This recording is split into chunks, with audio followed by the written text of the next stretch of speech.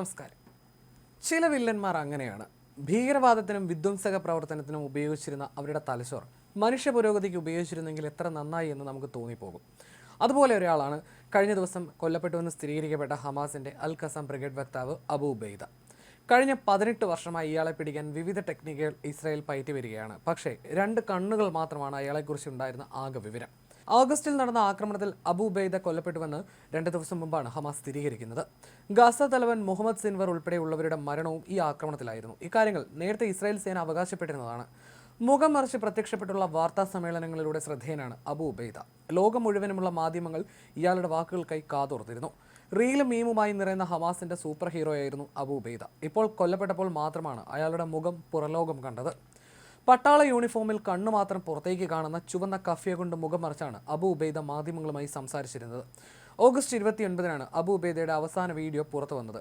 ഇതിലാട്ടെ ഇയാൾ വലിയ വീരവാദം മുഴക്കുകയായിരുന്നു. ഇതിലും ഇസ്രായേൽ സേനയെ ഒരു പാഠം പഠിപ്പിക്കാൻ അൽ ഖസം സജ്ജമാണെന്നായിരുന്നു ഇയാളുടെ വീരവാദങ്ങൾ.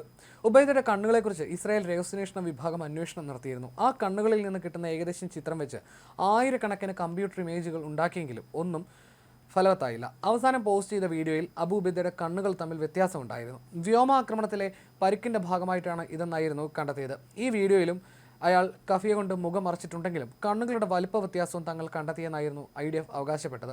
സൂക്ഷ്മമായി നിരീക്ഷിക്കുന്ന ഒരാൾക്ക് ഈ മാറ്റം കണ്ടെത്താനാകും. ഒരു കണ്ണ് രണ്ടാമത്തതിനേക്കാൾ വലുതാണ്. ഇത് അസാധാരണമാണെന്നും ഇസ്രായേൽ പ്രതിരോധ സേനയെ ഉദ്ധരിച്ച് ജെറുസലേം പോസ്റ്റ് റിപ്പോർട്ട് ചെയ്തിരുന്നു. ഒക്ടോബർ 7-ലെ ആക്രമണങ്ങൾക്ക് ശേഷം ഇയാൾ നിരന്തരം മാധ്യമങ്ങൾക്ക് മുന്നിലെത്താറുണ്ടായിരുന്നു.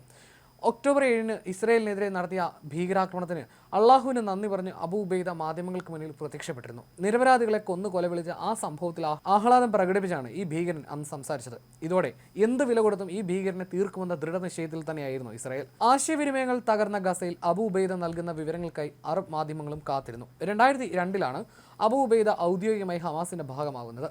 അൽ ഖസം ബ്രിഗേഡിന്റെ ഫീൽഡ് ഓഫീസറായിരുന്നു. 2005-ൽ ഗസയിൽ നിന്ന് ഇസ്രായേൽ പിന്മാറിയ ശേഷം ഖസം ബ്രിഗേഡിന്റെ വക്താവായി. 2006 ജൂൺ 5-നാണ് ഇയാൾ ആദ്യമായി മാധ്യമങ്ങൾക്ക് മുന്നിൽ പ്രത്യക്ഷപ്പെട്ടത്. പിന്നെ തുടർച്ചയായ 18 വർഷം അത് തുടർന്നു. ഇയാളെ വകവരുത്താനായി ജുബൈലിലെ വീടിന് നേരെ ഇസ്രായേൽ സേന 4 തവണയാണ് വ്യോമാക്രമണം നടത്തിയത്. 2008, 2012, 2014, 2023 വർഷങ്ങളിൽ നടന്ന ആക്രമണങ്ങളിൽ 4 തവണയും ഇയാൾ രക്ഷപ്പെട്ടു. ലോകത്തിലെ ഏറ്റവും മികച്ച സാങ്കേതിക സംവിധാനം ഉണ്ടായിട്ടും ഈ ഭീകരനെ കണ്ടെത്താൻ ഇസ്രായേലിന് അന്ന് സാധിച്ചിരുന്നില്ല.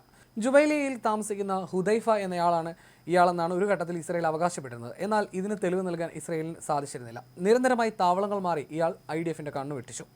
ആൾക്കൂട്ടത്തിനിടയിൽ നിന്ന് മാധ്യമങ്ങളെ കണ്ട് ഇസ്രായേലിനെ വെല്ലുവിളിച്ചു. ഒരുപാട് അന്വേഷിച്ചിട്ടും അബു ഉബൈദ ആരാണെന്ന് കണ്ടെത്താൻ പോലും കഴിഞ്ഞിട്ടുണ്ടായിരുന്നില്ല. ഹമാസ് അനുകൂലികൾക്കിടയിൽ സൂപ്പർ ഹീറോ പരിവേഷമായിരുന്നു ഇയാൾക്ക്. എന്തിനേറെ നമ്മുടെ മലയാളത്തിലെ ചില മാധ്യമങ്ങൾക്ക് പോലും ഇയാൾ പോരാളിയാണ്. മാത്രമല്ല അബു ഉബൈദ ഇസ്രായേലിനെ മുട്ടുകുത്തിച്ചുവെന്നാണ് ഇക്കൂട്ടരുടെ അവകാശവാദം. ഇതിലൊന്നും തന്നെ വലിയ പുതുമയും കാണേണ്ടതില്ല. ഫലസ്തീനികൾ കാറുകൾ, ഗ്യാരേജുകൾ എന്നിവിടങ്ങളിൽ ഒളിച്ചിരുന്നാണ് ഈ ഭീകരന്റെ വീഡിയോകൾ കണ്ടുകൊണ്ടിരുന്നത്.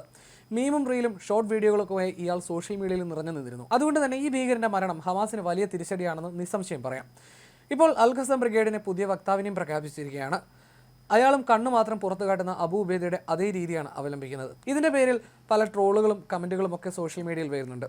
മുഖം കാണിച്ചാൽ ഇസ്രായേൽ അയാളെ കണ്ടെത്തുമെന്നും ഉടൻ തന്നെ വധിക്കുമെന്നുള്ള ഭയമാണ് ഇത്തരത്തിൽ മുഖം മൂടി ധരിക്കാൻ കാരണമാകുന്നതെന്നാണ് അത്തരത്തിൽ വരുന്ന ട്രോളുകളും കമന്റുകളിലും ഒക്കെ നിറയുന്നത്. എന്തു തന്നെയായാലും പുതിയ വക്താവിനെ കുറിച്ചുള്ള കൂടുതൽ വിവരങ്ങളും പുറത്തുവിട്ടിട്ടില്ല. അയാളെക്കുറിച്ചുള്ള ദുരൂഹതകളും തുടരുകയാണ്. 2025 ഓഗസ്റ്റ് 31-ന് ഗസ സിറ്റിയിൽ നടന്ന വ്യോമാക്രമണത്തിൽ അബു ഉബൈദ കൊല്ലപ്പെട്ടതായി ഇസ്രായേൽ നേരത്തെ തന്നെ അവകാശപ്പെട്ടിരുന്നു. തുടർന്ന് കുറ്റമറ്റ വധശിക്ഷ നടത്തിയതിന് ഇസ്രായേൽ പ്രതിരോധ മന്ത്രി ഇസ്രായേൽ പ്രതിരോധ സേനയും ഇസ്രായേലിന്റെ സുരക്ഷാ ഏജൻസിയായ ഷിൻബെറ്റിനെയും പ്രശംസിക്കുകയും ചെയ്തിരുന്നു.